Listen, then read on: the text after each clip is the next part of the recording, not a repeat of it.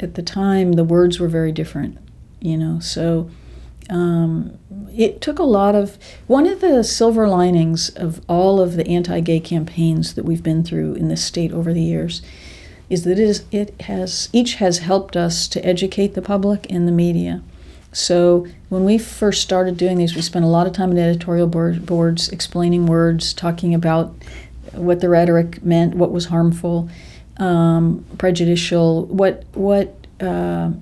why their arguments were specious, trying to explain, because you guys probably, this is going a ways back for you all, but the things that opponents used to say never were grounded in fact, but there wasn't enough body of research or independent voices yet to contradict them. So they would spew those things and it would just get repeated, or the media might run with it because they felt the need to present so-called both sides.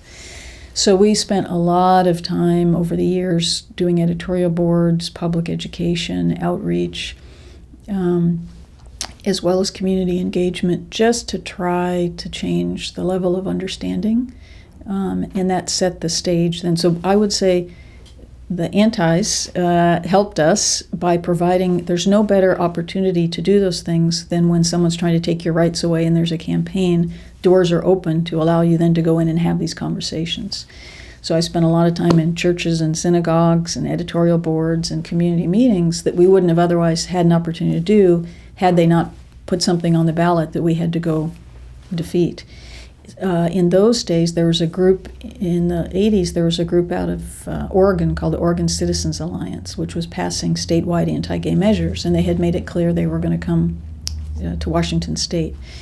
So that was the late 80s. In 1992, we formed Hands Off Washington, a statewide organization, to try to preempt them doing that here. They were trying to collect signatures, for example, to make it illegal to be a teacher if you were LGBT, to get married, to get divorced, to adopt kids, basically to live your life. Yes, from out of state. So we formed, Charlie Bryden, Don Moreland, I, and some others, some similar folks who'd been involved with the Privacy Fund, formed Hands Off Washington, and organized to preempt them from getting enough signatures. Rand declined to sign. Who came up with the name? As a matter of fact, I did. It's one of the great name. One of the few times I've done something like that. Yeah. So we did the bumper stickers. So it was a way for the community all across the state to say, "Not in our state."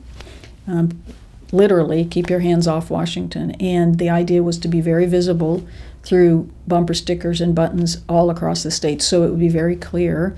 Once they tried to come in, that we were in unity together.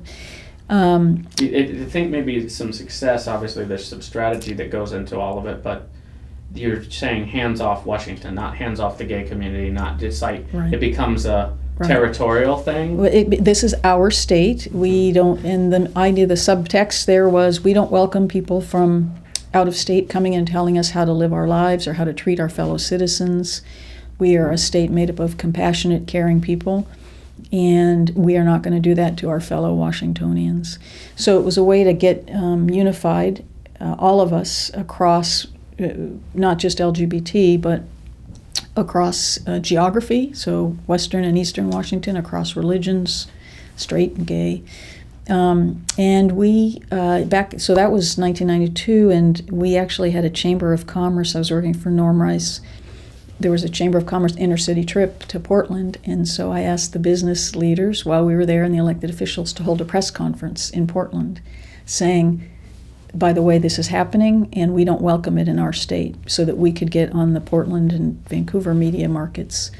And that was really the first time I think the business community came out in a strong way for us.